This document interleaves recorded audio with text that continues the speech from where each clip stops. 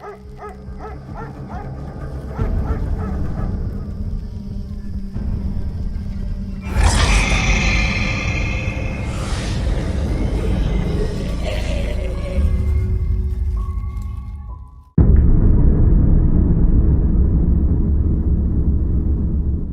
was my lucky day to inherit a house in the countryside.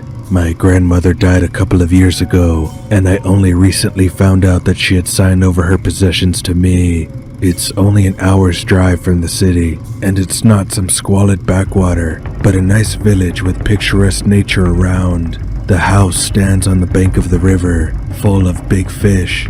Fishing enthusiasts often come to that place. We could rent the house of tourists if we wanted, or just rest on our own. I thought we'd finally have a place to relax in the summer with the family.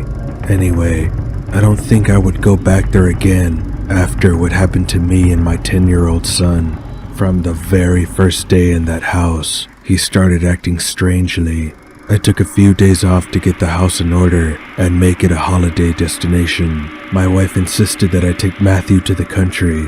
The child was on holiday, and it would be good for him to spend some time in the fresh air. It is essential to strengthen immunity. I had no objection, so we took a bunch of toys, and we went to see our new possessions. It was an old, one-story house that required no repairs, but just a good cleaning. That's what I did. I swept up the dry weeds in the yard and took out all the junk. My son helped me with some things, but I asked him not to bother because it was a job for an adult. We chose a bigger room for him, cleaned it up nicely, and he started drawing. By evening, the 3 rooms of the house were already quite clean and bright. I called Maddie in for tea. We sat down in the kitchen, and I asked my son if he liked it in the house. The boy's answer was terrifying. "We're not alone here. There's a creature that lives here. I was painting, and it was looking at me from the ceiling." "What did it look like?" I asked, thinking that the child was imagining things. "Strange," said Matt. "It's not like us. It has no head, no face, no hands. He doesn't have the appearance." "Then how could you see it?" I questioned him. "I just knew that it was on the ceiling," said Matt. "I drew portraits of our family members to show you, but the creature stole them."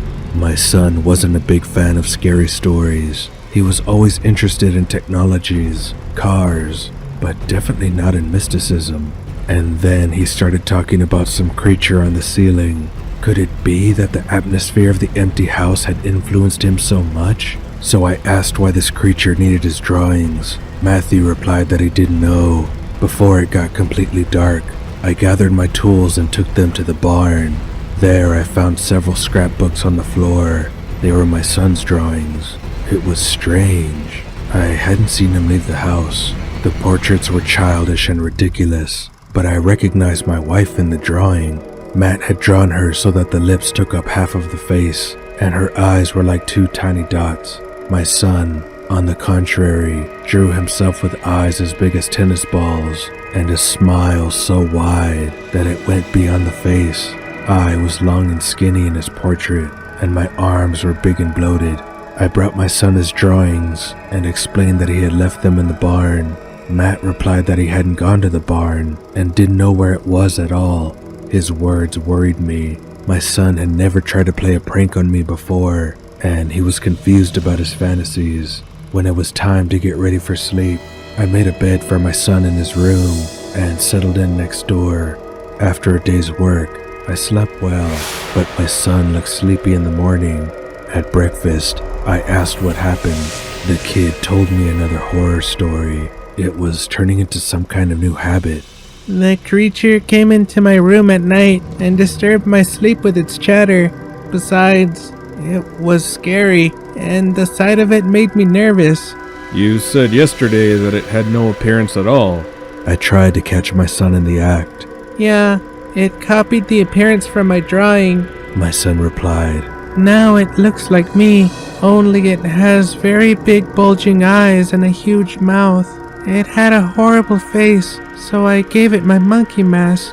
I didn't feel comfortable with what my son was saying. I don't know how he could make that stuff up. Never before had I noticed that he had such a rich imagination. And what was the name of this creature? I decided to play along. Matthew. My son answered. Just like yours? Yes, it took my name. Maddie was telling it without pleasure, so I couldn't understand why he was making it up. So, does your double in the monkey mask walk around the house? Where is he now? I don't know. My son shrugged. He appears and disappears from time to time. I decided not to reproach him for what he was saying, hoping that he would soon lose interest in his fiction. In the evening, however, he started talking about the monster again. My son refused to sleep in his room and started asking to stay with me. Never before had he been afraid to sleep alone. Let's just switch rooms. I suggested. If that scary Matthew comes to me, I'll box his ears and throw him out the room. My son liked this idea. I even thought that he liked my room, and it was his plan from the first moment. You could have just asked. I thought, but didn't say it out loud. That night didn't go well for me, even in my sleep. I felt that there was someone else in the room. I opened my eyes, but didn't immediately realize who was standing next to my bed. The streets aren't lit in the village. It was pitch black outside the window. I could only see the outlines, so I had to wait for my eyes to get used to the darkness. Someone was standing nearby, breathing noisily. After a minute, I could see the boy. It was my son. He was standing there in his underpants, t-shirt, and the rubber monkey mask I'd bought him recently for the school Halloween party. Matthew? I asked, as if I didn't already know it was him. I'm the other Matthew. The boy tried to lower his voice. What are you doing here? Why don't you sleep? I was creeped out by the shaggy monkey mask. It looked scary. I don't know how to sleep, my son answered. Put your head on the pillow, close your eyes, and sleep. I tried to control the tone of my voice so I didn't sound annoyed. I can't close my eyes. They're always open. The boy growled. And why are you wearing a mask? I asked. Because I'm a freak, said Maddie. At this point, I was really uncomfortable. My son couldn't have said that about himself, but it was the middle of the night, and it was the wrong time to have serious conversations. Son, why don't you take the mask off and go to bed? I asked.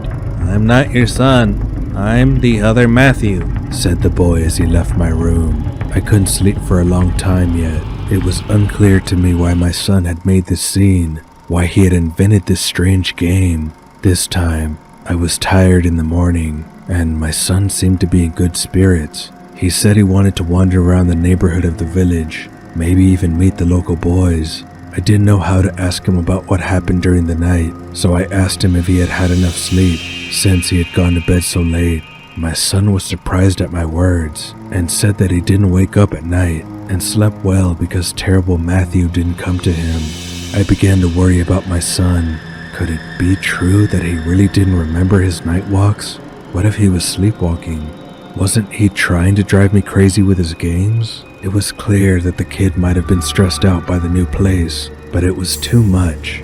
During the day, I worked on fixing the faucet in the bathroom so I could finally take a shower. From time to time, I would check on Matt. He was busy doing his own thing, as usual. My son is the kind of person who doesn't need other people to have fun. He doesn't complain about boredom and will always find something interesting to do. He behaved calmly, played with his toys, went for walks in the yard. I had already thought that I was worried for nothing about his strange antics, but the next night, it happened again. My son showed up in the room where I slept, wearing his ugly monkey mask. Son, finish your stupid games, I blurted out. Is that you again? My son was surprised. Who were you looking for? I asked. Another Matt, the boy replied. I reminded him that it was him. He's different. I'm not that scumbag, said the son angrily. He never used such words, so I became afraid that my son was suffering from multiple personality disorder. Oh, what did my Maddie do to you? I shined the phone screen at the boy. His head was twitching nervously, and his shoulders were shaking. It looked very strange. Your Maddie made me a freak, answered the boy. Your son should be ripped open for that and his guts should be spilled and hung all over the house. Imagine what it was like for me to hear that from my 10-year-old son at 3 in the morning. My legs went cold with fear. I imagined that I would have to explain this to my wife. The child was really mad, as if some terrible creature had entered him and taken control of his body. Don't you dare say that about my son. I appealed to Matthew's dark personality. Take off the damn mask and go to sleep. To my surprise, the boy obeyed, still nervously twitching and touching objects with his hands. He headed for the exit and disappeared behind the door. I woke up in the morning totally unrested. It was overcast and dreary outside, and I had a headache. My hands were shaking slightly, and I was really worried about my son. As I sat in the kitchen, literally hovering over a mug of coffee, my son came in, sat down at the table, and started eating porridge with an appetite. My daytime Matthew was so much different from what I had seen at night. If I hadn't seen him as a twitchy lunatic in a monkey mask, I wouldn't have thought my child wasn't healthy. Sonny, we're going home tonight. Why, Daddy? The boy was surprised. You said that we'll stay here for a week. I don't even know how to tell you, son. I decided to be honest with him. You probably don't remember this, but you're sleepwalking, and I want to take you to the doctor. That's not true. I don't sleepwalk. My son got serious. I told him about the second night when he had come to me wearing a mask. My son argued with me, saying that he didn't have the mask because he had given it to Scary Matt. I asked him to explain who this Scary Matt was. My son told me that it was a creature that had gotten into the house because no one had lived there for a long time.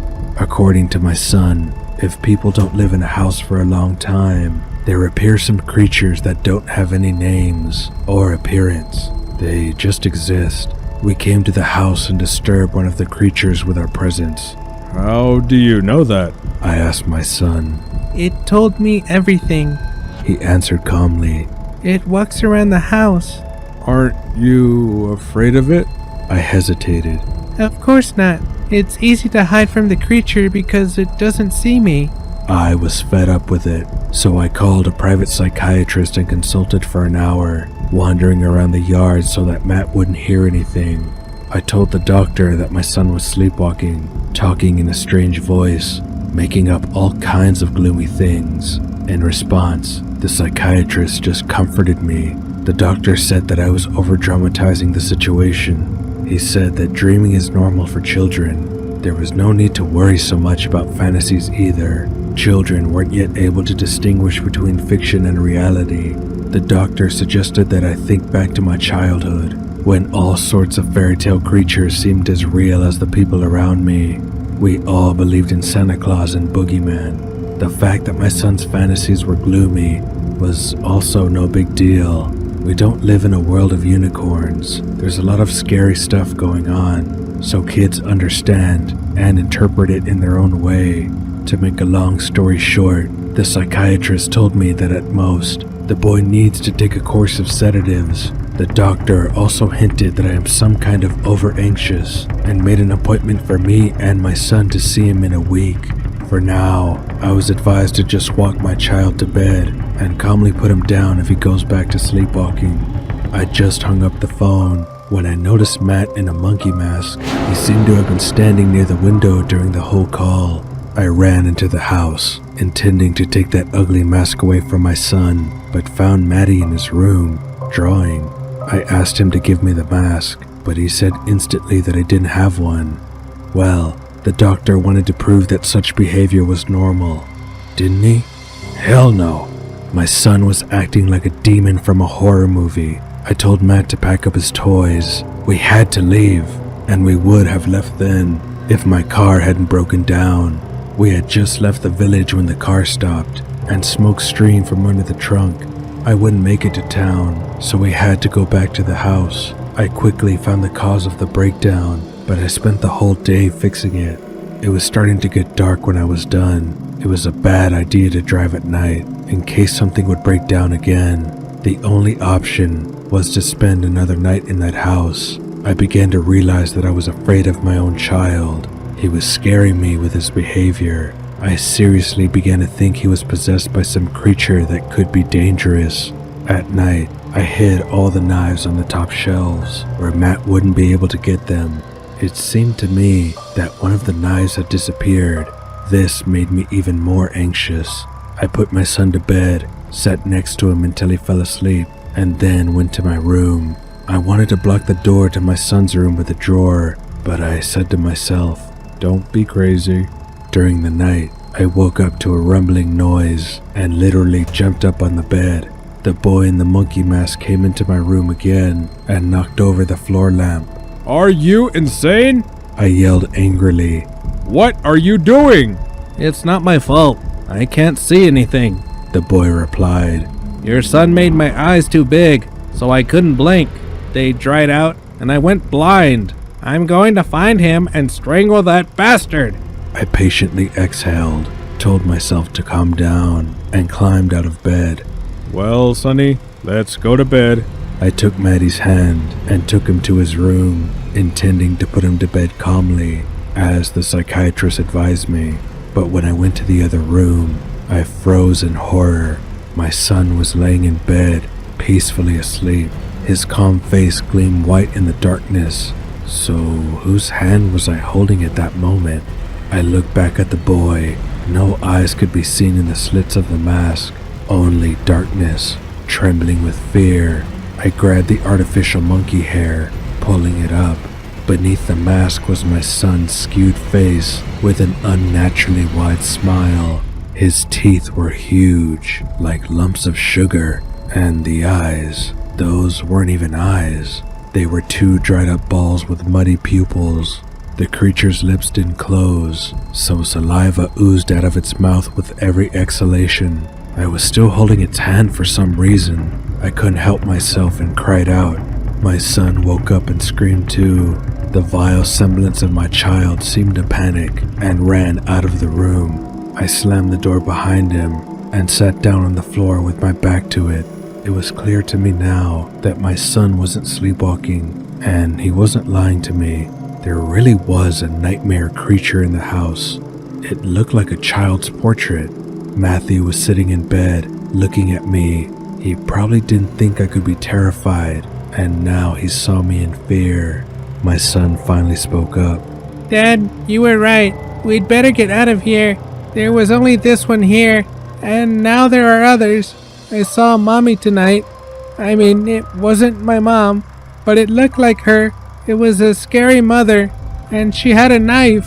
The door was wobbling behind me. Someone was hitting it hard, but I propped it up as best I could. It must be her, shouted my son. Dad, please don't let her in. I'm scared. I could hear someone walking around the house, shuffling. That ugly kid was obviously not alone, so I sat there until morning. As soon as it dawned, the sounds in the house died down. I looked out of the room. The living room was a mess. Someone had knocked over anything that could be knocked over, and there were scratches and deep stab marks on the door. I didn't even bother to pack up my stuff. We got dressed and went to warm up the car. Luckily, everything was working properly. Before leaving, I decided to lock up the house because I'd rushed to get ready and left everything unlocked. For some reason, I wanted to look in the windows one last time, but it was a mistake. Through a gap in the curtains, I could see several human figures in the living room. It was a boy I already knew, wearing a monkey mask over his head again. There was a woman who looked like my wife from the back, but when she turned around, I saw that her swollen lips took up half her face, and her eyes were like two tiny dots. The woman had no nose at all. Her fingers were as thin as spiders' paws, and in her right hand, she was clutching a knife. And there was also a man in the room, tall and thin, and his palms were swollen, like inflated medical gloves. I recognized myself in this creature. The whole family was assembled, and they seemed to be playing out a semblance of life, walking around the room, talking about something. I got behind the wheel, and we drove off. Now I don't know what to do with my inheritance. These creatures have moved into that house. They've taken on the appearance of my family, and they seem to be dangerous.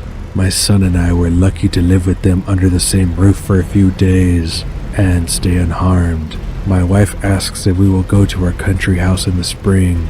I don't know what to tell her. At night, I have nightmares about these creatures. I dream that these things broke into my apartment and are going to kill me and my family. I wake up shaking. Fortunately, it's just a dream. I hope so.